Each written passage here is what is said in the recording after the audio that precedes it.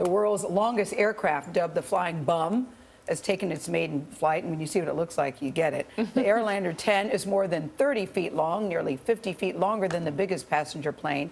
Its creators say that the unusually shaped aircraft can stay in the sky for days.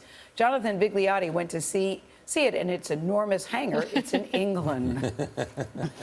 On an airfield just north of London, the world's longest aircraft spreads its tiny wings and takes to the sky. Measuring in around the width and length of a football field, the Airlander 10 is not what you'd call conventional. Up close, it looks even stranger. This is the flight deck. I'll come bring you up here. But Chief Test Pilot David Burns, who was at the controls for the Airlander's maiden flight, says you need to look beyond the shape of the hull, which has been, you could say, the butt of some jokes, to appreciate this very modern flying machine. This is a normal flight deck. Any pilot would feel right at home coming in here. The helium-filled Airlander is in fact a Frankenstein of technologies, taking the shape and lift benefits of a blimp and combining them with the maneuverability of a helicopter and the load capacity of a small cargo plane. Its creators, Hybrid Air Vehicles, claim the aircraft is super efficient. And essentially, the engines of 4 SUVs propel this thing? That's right, yeah.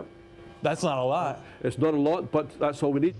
It can spend days in the air without refueling, but can't compete with planes or helicopters when it comes to speed.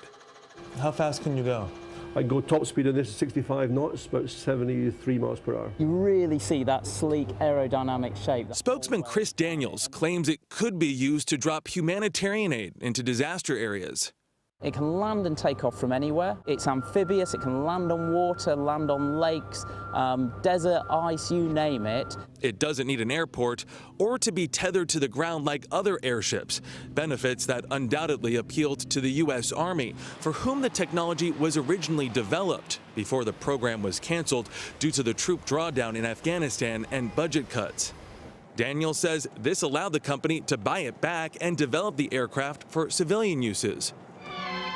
The Airlander's biggest challenge, however, has been overcoming its troubled family history. Say the word airship, and people usually think of the Hindenburg disaster of 1937. Oh my God, it's going down. Even modern blimps occasionally get a bad rap. In October, this unmanned military blimp came loose from its moorings and drifted across central Pennsylvania, tearing up power lines and causing chaos. Daniel says there are many misconceptions. We often get people saying, well, surely it pops like a balloon. Well, no, it doesn't. So we could riddle that hole with bullets. The helium is under such low pressure that it would gradually seep out. We're not an airship, we're the Airlander. We are one of the safest forms of transport. It's a bold statement, but there's already competition in the industry. Lockheed Martin is developing its own model. I think it's good for the industry. The market is plenty big enough for two people to be in there competing.